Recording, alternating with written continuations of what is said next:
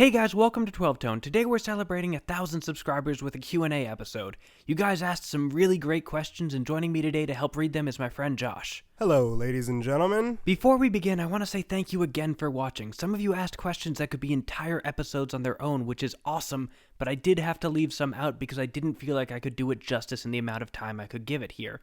Counterpoint especially was something a lot of you asked for, but I don't think there's much I can say about it in the available time. I bumped it up on my list though, and we'll cover it in depth soon. Anyway, let's get to the questions. What functions do particular sections play in a song, and how can they most effectively form a cohesive story? Great question. We could do a whole episode on song structure, but to hit this really quickly, a good rule of thumb is that your chorus paints a picture while your verses tell the story. Choruses are for broad strokes imagery and emotional communication. It tells you how to feel about what's happening. The verses fill in the gaps with details. So when you're writing a chorus, you need to think big. You need to ask yourself what emotions you're trying to convey and use every tool at your disposal to make sure that comes across. Verses are generally a little less musically intricate to allow you more space to expand on your narrative. This usually means less involved melodies, lower dynamics, and simpler rhythms and instrumentations. The third major type of section is the bridge, which can fill either role but usually represents some sort of twist. This can either be something like a perspective shift in the narrative, or it could be a recontextualization of the chorus's emotional cues. There's lots of tools for accomplishing this, and this question has got me super excited to talk about song form, so expect a follow-up video soon. Next question. You say we.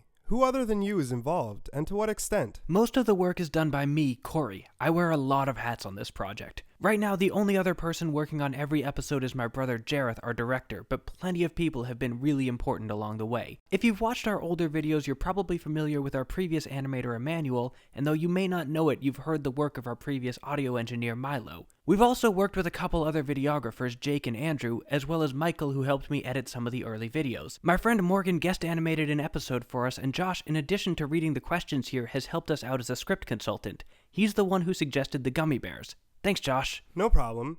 How about something about chromatic mediants and the hexatonic pole? Sure, chromatic mediants can be thought of as chords whose roots are a third apart but that don't fit together. One or more notes that should be common tones between them have been chromatically altered. Let's take a look at F major. That's F, A, and C. If we wanted to follow this with some sort of D chord, we'd likely just keep the F and A, making D minor. But what if we used D major with an F sharp instead?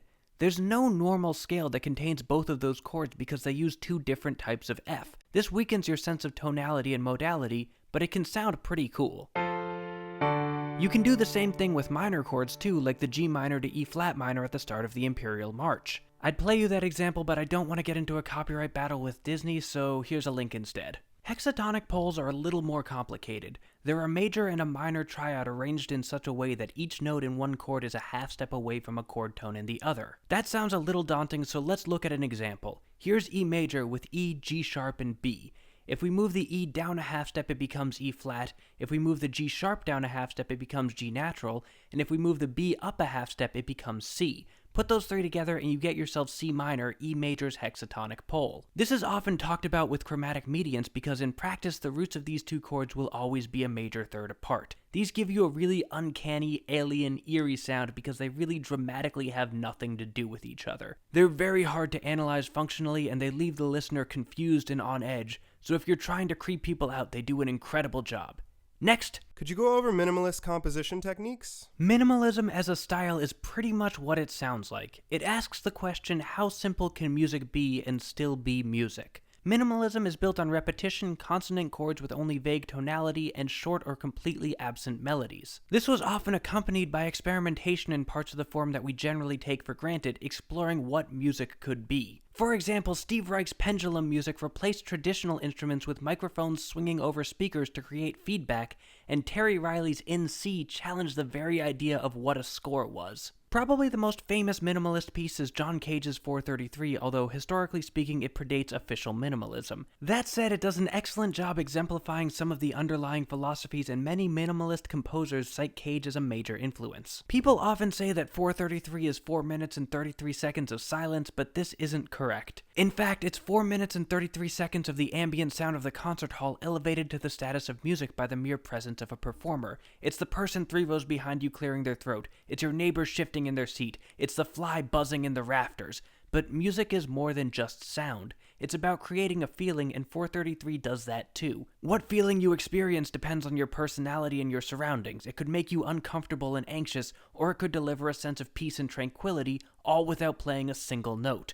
Moving on. What degrees do you have, or how did you learn all this stuff? I have a bachelor's of music and vocal performance, which is where I learned a lot of the more academic stuff, but there's no real substitute for doing things yourself, and I credit a lot of my structural understanding of music theory to my experience with composition and arranging. There's no better way to learn theory than to try and write with it, and if you really want to learn, then I highly recommend composing regularly. Cool. When you're improvising, how do you segue into another key or scale to avoid monotony? That depends what sort of improvisation you're doing. If you're improvising chord changes already, all you have to do is use the tools described in our modulation video. It's trickier to do on the fly, but it works the same way. You can also try more advanced modulation techniques like pivoting through parallel modes or diminished seventh modulation, which we'll talk about soon. You just have to keep your eye out for opportunities as they arise. If instead you're improvising over a single static chord, it can be hard to shift gears to a new chord or scale. No matter what you do, this is gonna sound attention-grabbing, so I recommend accentuating this with chords that are also significantly different. A change from C major to F major doesn't change much,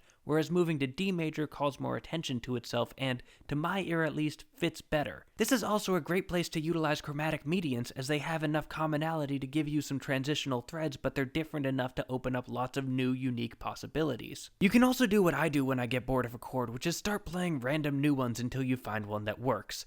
My improvisations tend to be jagged and dissonant anyway, so that may not be a good technique for you if yours are smoother, but I enjoy it. I'm sure a lot of people watching this have experience improvising too, so if you have any suggestions, sound off in the comments. That's all the questions we have time for today, but before we go, I want to say thanks again for watching. Here's a non-exhaustive list of some topics y'all asked about that I really want to give whole episodes soon, so stay tuned, join our mailing list to keep yourself updated on what we're doing, and keep on rockin'.